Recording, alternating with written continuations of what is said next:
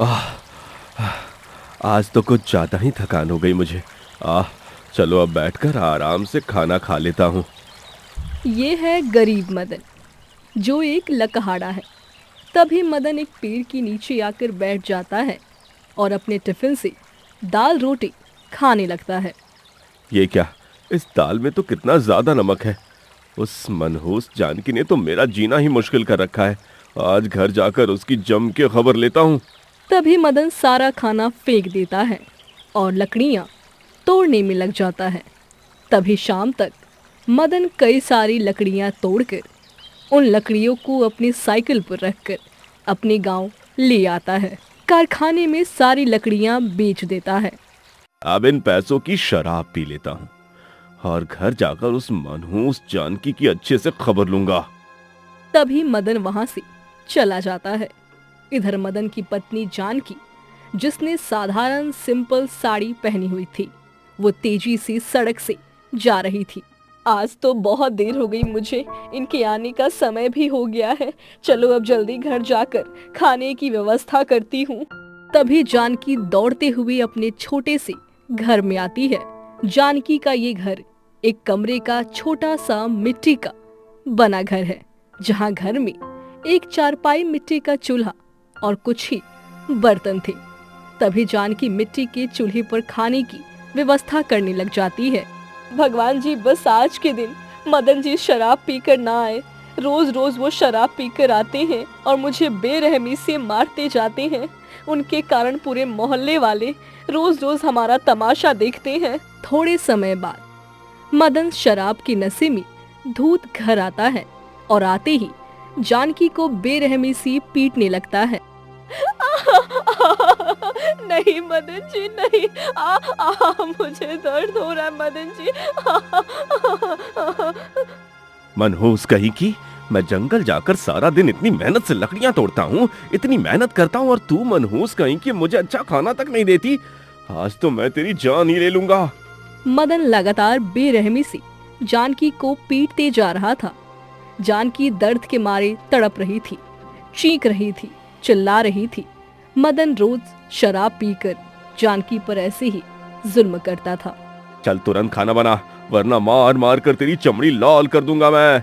जानकी चूल्हे पर खाने की व्यवस्था करने बैठ जाती है। पता नहीं किस मनहूस घड़ी में मैंने तुझसे शादी कर लिया था। ना तुझे संतान हो रही है और ना ही तू मुझे सुख दे रही है। अब मुझे संतान नहीं हो रही है तो इसमें मेरी क्या गलती? एक बात याद रख ले जानकी, जब तक तू मुझे संतान नहीं देती तब तक मैं तुझे ऐसे ही रोज पीटता रहूंगा। मुझे हर हाल में संतान चाहिए। जानकी को संतान नहीं हो रही थी, इसलिए मदन हमेशा उस पर अत्याचार करता था। मदन और जानकी काफी गरीबी में अपना जीवन बिता रहे थे। मदन रोज जंगल से लकड़ियां लाकर कारखाने में बेचता था और आधे पैसों की रोज शराब पी जाता था। वो घर में एक पैसा नहीं देता था। जानकी सालों से संतान के लिए तरस रही थी। थोड़े समय बाद मदन खाना खाकर सो जाता है और जानकी घर में बैठी खाना खा रही थी। भगवान जी, मेरे पति भी अपनी जगह सही है। हर इंसान की खुशी होती है कि शादी के बाद उनकी भी अपनी संतान हो, और मेरे पति तो सालों से संतान के लिए तरस रहे हैं, अरमाने देख रहे हैं। मुझे भी संतान का सुख प्राप्त हो जाए भगवान जी, ताकि मेरे पति मुझ पर जुल्म करना बंद कर दे और वो भी अपने जीवन में हमेशा खुश रह सके। जानकी का जीवन बहुत ही दर्दनाक कांटों से भरा हुआ था। संतान की खुशी प्राप्त नहीं हो पा रही थी और पति का जुल्म कम नहीं हो रहा था। अगले दिन सवेरे रोज की तरह चाय नाश्ता करके मदन अपनी कुल्हाड़ी लेकर जंगल में लकड़ियां काटने चला जाता है। चलो मैं भी अपने काम पर जाती हूँ। तभी जानकी इसी गांव में एक सेलाल के बड़े से घर में आती है, जहां बंसीलाल की पत्नी सुनीता और बेटी सपना थी। जानकी यहाँ सफाई का काम करती थी और अपनी कमाई के पैसों से घर में राशन और बाकी की जरूरतें को पूरी करती थी, क्योंकि मदन घर में एक पैसा नहीं देता था, न घर में राशन लाता था।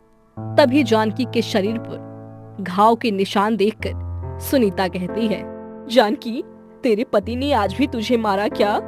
ये सुनकर जानकी दुखी हो जाती है। तो क्यों अपने पति का इतना अत्याचार सह रही है?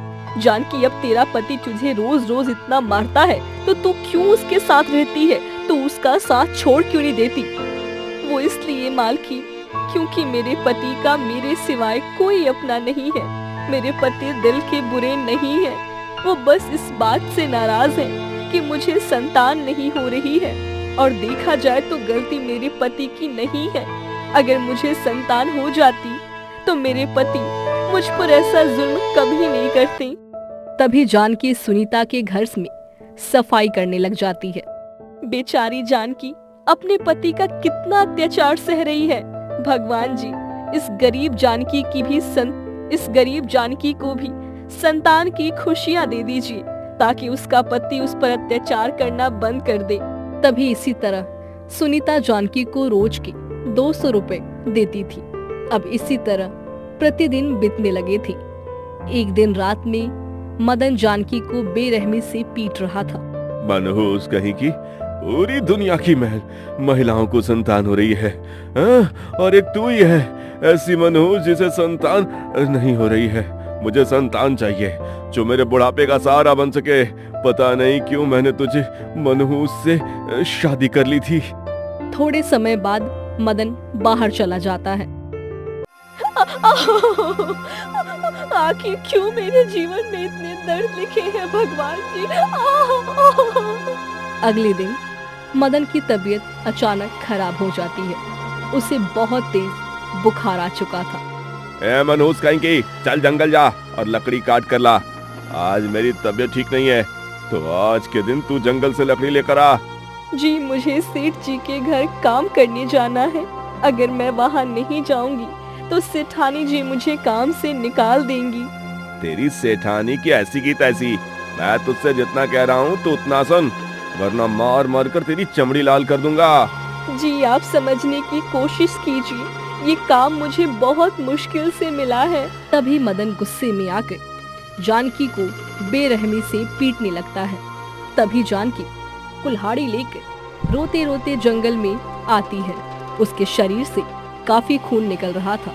तभी जानकी जंगल में लकड़ियां काटने लगती है। दोपहर का समय जानकी एक पेड़ के नीचे बैठी थी। तभी वो अपना टिफिन निकालती है। कितना दर्द हो रहा है मेरे बदन में और ये खून भी बंद नहीं हो रहा। एक काम करती हूँ, अपने घाव पे पेड़ की छाल लगा लेती हूँ। तभी जानकी पेड़ की छाल लेकर उससे पत्थर से पीसती है और उसे अपने घाव पर लगाने लगती है। तभी वहाँ एक साधु महात्मा आते हैं। बेटिया, तेरे शरीर पर ये घाव कैसे? तभी जानकी रोने लगती है। बाबा, मुझे संतान नहीं हो रही है, इसलिए मेरे पति मुझे रोज मारते हैं। मेरे कारण मेरे पति ने शराब जैसी बुरी आदतों को गले लगा लिया है। अगर मुझे संतान हो जाती तो मेरे पति मुझ पर ऐसा अत्याचार कभी नहीं करते। तभी जानकी अपने जीवन के सारे दुखों के बारे में बाबा को सारी बात विस्तार से बताती है। तेरे जीवन में तो बहुत ही दुख है बिटिया, पर तू चिंता मत कर। तभी बाबा अपनी थैली में से एक फल निकालते हैं और वो फल जानकी को देते हैं। बिटिया, ये फल बहुत ही शक्तिशाली फल है। इसे रात में सोने से पहले आधा खा लेना और आधा बचा हुआ फल अपने तकिए के नीचे रख देना, और कल सवेरे बिना कुछ खाए पिए वो आधा फल खा लेना। इससे तेरे जीवन की सारी समस्या दूर हो जाएगी और तेरे जीवन में खुशियां ही खुशियां आएंगी। इतना कहकर बाबा वहाँ से चले जाते हैं। भगवान जी, बाबा के दिए इस चमत्कारी फल से मुझे संतान की खुशियां प्राप्त हो जाए। अगर मुझे सच में संतान हो गई तो मेरे पति खूब खुश हो जाएंगे। रात का समय जानकी उस फल को आधा खा लेती है और आधा अपने तकिए के नीचे रख देती है। अगले दिन सवेरे जानकी उस बचे हुए आधे फल को भी खा जाती है। भगवान जी, मैं बस अपने पति को खुश देखना चाहती हूँ, इससे ज्यादा मुझे और कुछ नहीं चाहिए। तभी मदन कुल्हाड़ी लेकर जंगल में चला जाता है और जानकी सुनीता के घर में काम करने चली जाती है।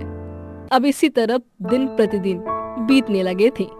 एक दिन जानकी सच में गर्भवती हो जाती है। भगवान जी, आपका बहुत बहुत धन्यवाद।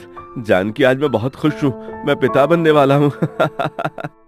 भगवान जी, मेरे पति की इस खुशी को किसी की नजर ना लगे और ये हमेशा ऐसे ही हंसते मुस्कुराते रहे। जानकी, तुझे अब अपना खास ख्याल रखना है। आज से तुम्हारा सेठ जी के घर जाना, काम करना हमेशा के लिए बंद। अब तुम घर में रहकर केवल आराम करोगी। जी, अगर मैं काम पर नहीं जाऊंगी तो हमारा गुजारा कैसे चलेगा? क्योंकि आप जो कमाते हो वो सारा पैसा तो आप शराब में और जुए में उड़ा देते हो। अरे, अब से मैं शराब को हाथ भी नहीं लगाऊंगा। जिस खुशी के लिए मैं सालों से तरस रहा था, आज मुझे वो खुशी मिल गई है। अब से मैं अपने सारे बुरे काम छोड़ दूंगा जानकी। कभी शराब नहीं पीऊंगा, ना कभी जुआ खेलूंगा। हर रात दिन मेहनत करके पैसा कमाऊंगा और अपना गुजारा चलाऊंगा। ये सुनकर जानकी काफी खुश होने लगती है। तभी मदन अपने हाथों से खाना बनाने लगता है और जानकी चारपाई पे बैठी थी। जी, ये क्या कर रहे हो आप? खाना मैं बनाऊंगी। नहीं जानकी, अब से सारे काम मैं करूंगा। तुम्हें कोई भी काम नहीं करने हैं, तू बस आराम कर। नहीं जी, मेरे रहते आप कैसे ये काम कर सकते हो? जानकी, ऐसी अवस्था में तुम्हारा ख्याल रखना ही मेरी जिम्मेदारी है। इसलिए जब तक हमारी संतान इस संसार में नहीं आ जाती, तब तक तुम्हें केवल आराम करना है और कुछ नहीं। ये सुनकर जानकी की आंखों में आंसू आ जाते हैं। भगवान जी, मेरे पति को हमेशा ऐसे ही हंसते मुस्कुराते रखिएगा और हमें हर दुख परेशानी से दूर रखिएगा भगवान जी। थोड़े समय बाद मदन कुल्हाड़ी लेकर जंगल में चला जाता है। शाम का समय मदन कई सारी लकड़ियां लाकर उन्हें बेचता है। फिर उन पैसों से राशन और जानकी के लिए ताजे फल लेकर घर आता है और वो फल काटकर जानकी को खिलाता है। अब इसी तरह दिन प्रतिदिन बीतने लगे। मदन जानकी का काफी ख्याल रखने लगा था। वो उसे एक भी काम करने नहीं दे रहा था और मदन ने अब शराब भी पीना छोड़ दिया था। करीब 9 महीने बाद जानकी एक प्यारी सी बेटी को जन्म देती है, पर उस बेटी की आंखें नहीं थी, वो अंधी थी। ये देखकर मदन काफी दुखी हो जाता है। रात का समय जानकी अपनी बेटी को चारपाई पे लेकर बैठी थी और मदन घर के कोने में उदास बैठा था। जी, क्या हुआ? आप इतने दुखी क्यों हो गए जी? सालों से मैं संतान के लिए इतना तड़प रहा था और जब संतान की खुशी मिली तो ऐसी। मैंने सोचा था हमारी संतान हमारे बुढ़ापे का सहारा बनेगी, पर ये तो जीवन भर हम पर बोझ बनी रहेगी। नहीं नहीं, मुझे नहीं चाहिए ये बेटी, मैं इसे जान से मार दूंगा। ये सुनकर जानकी घबरा जाती है। ये क्या बोल रहे हो जी आप? ये हमारी अपनी बेटी है, आप इसे मारने को कैसे सोच सकते हो? तो तू क्या चाहती है कि मैं जीवन भर इस अंधी बच्ची को पालता रहूं, उसकी परवरिश करूं? नहीं, मैं इस मुसीबत को अपने गले नहीं पड़ने दूंगा। तभी मदन जानकी के पास आता है और जानकी से उस बच्ची को छीन लेता है। नहीं नहीं नहीं, ऐसा मत कीजिए। ये हमारी बच्ची है, ऐसा मत कीजिए। उस बच्ची, ये हमारी बच्ची है, हमारा खून है। हट जा यहाँ से, इस मुसीबत को मैं अपने पास नहीं रहने दूंगा। तभी मदन जानकी को धक्का देकर नीचे गिरा देता है और घर का दरवाजा बंद करके अपनी बच्ची को लेकर वहां से चला जाता है। मदन जी, रुक जाइए आप, भगवान के लिए ऐसा मत कीजिए मदन जी। इधर मदन उस बच्ची को लेकर जंगल में आता है। तभी वो एक खाई के पास आता है। अब अंधेरे के कारण उसे रास्ता दिखाई नहीं दे रहा था। तभी मदन जैसे ही खाई में गिरने लगता है तो उसकी बच्ची कहती है, बाबा आगे मत बढ़िए, आगे खाई है, वरना आप खाई में गिर जाओगे। इतनी छोटी नन्ही बच्ची को बात करते देखकर मदन की आंखें फटी की फटी रह जाती है। तभी मदन वहीं रुककर सामने देखता है तो सामने सच में एक गहरी खाई थी। हाँ, ये कैसे हो सकता है? इतनी छोटी बच्ची बात कैसे कर सकती है? और इसे कैसे पता कि आगे खाई है? ये तो अंधी है। बाबा पीछे हटिए, वरना आप खाई में गिर जाएंगे। नहीं, ये बच्ची भूतिया बच्ची तो नहीं। नहीं नहीं, मैं इस बच्ची को अपने पास नहीं रहने दूंगा। तभी मदन उस बच्ची को उस खाई में फेंक देता है। चलो मेरे जीवन से ये बला हमेशा हमेशा के लिए टल गई। तभी मदन घर आता है तो जानकी घर में बैठकर रो रही थी। मेरी बच्ची। यह नाटक बंद कर और चुपचाप खाना बना, मुझे बहुत जोरों की भूख लगी है। तभी जानकी रोते रोते अपने पति के लिए खाना बनाने लगती है। थोड़े समय बाद खाना बनकर तैयार हो जाता है। अब मदन जैसे ही खाने का पहला निवाला लेता है तो उसे खून की उल्टी हो जाती है। अरे मुझे खून की उल्टी कैसे हो रही है? तभी मदन दूसरा निवाला लेता है तो उससे फिर से खून की उल्टी हो जाती है। हे भगवान, ये क्या हो रहा है मेरे पति को? जी चलिए हम डॉक्टर के पास चलते हैं। तभी जानकी मदन को डॉक्टर के पास लेकर आती है तो डॉक्टर मदन का चेकअप करता है। थोड़े समय बाद, तुम्हें तो कोई बीमारी नहीं, फिर अचानक तुम्हें खून की उल्टियां क्यों हो रही हैं? अचानक ऐसा क्यों हो रहा है डॉक्टर साहब? मुझे भी कुछ समझ में नहीं आ रहा। मैं कुछ दवाई देता हूँ, उसे लेने के बाद आपको आराम मिलेगा। तभी दोनों घर आते हैं। अगले दिन सवेरे मदन जब नाश्ता करता है तो उसे फिर से खून की उल्टी होती है। अब ये देखकर मदन घबरा जाता है। वो बिना नाश्ता किए जंगल चला जाता है। ये क्या हो रहा है? मैं जब भी कुछ खा रहा हूँ अचानक मुझे खून की उल्टी क्यों हो रही है? दोपहर का समय, मदन जंगल में एक पेड़ के नीचे बैठकर खाना खाने लगता है। अब जैसे ही वो खाने के लिए पहला निवाला लेता है तो उसे फिर से खून की उल्टी होने लग जाती है। भगवान जी, ये क्या हो रहा है मुझे? मैं जब भी कुछ खाने जा रहा हूँ अचानक मुझे खून की उल्टियां क्यों हो रही हैं? अब मदन इस डर से खाना ही नहीं खाता है। रात का समय, मदन जानकी घर में बैठे थे। अब मदन भोजन करने से भी डर रहा था। जी अगर आप खाना नहीं खाएंगे तो आप कमजोर हो जाएंगे। मैं जब भी कुछ खा रहा हूँ तो मुझे खून की उल्टियां होती हैं। पता नहीं अचानक ये क्या हो गया मुझे। तभी वहां वही साधु बाबा आते हैं जिन्होंने जानकी को फल दिए थे। बाबा आप? मदन, तुमने अपनी ही संतान की हत्या करके बहुत ही बड़ा पाप किया है। तुम्हारी वो बेटी देख नहीं सकती थी, पर वो कोई आम बेटी नहीं बल्कि वो एक जादुई बेटी थी। हाँ मदन, अगर वो बेटी तुम्हारे साथ रहती थी तो तुम्हें हर दिन काफी सारा धन प्राप्त होता, पर तुमने अपने चमकते भाग्य को खुद ही ठुकरा दिया। अब जब भी तुम कुछ खाओगे तो तुम्हें हर बार खून की उल्टियां होंगी। क्या जादुई बेटी? ये सुनकर मदन और जानकी दोनों के होश उड़ जाते हैं। क्या? नहीं बाबा नहीं, ऐसा मत कहिए। अगर मैं कुछ खाऊंगा ही नहीं तो मैं जिंदा कैसे रह पाऊंगा? बाबा मुझसे गलती हो गई, मुझे क्षमा कर दीजिए बाबा, मुझे इस परेशानी से बाहर निकालिए बाबा।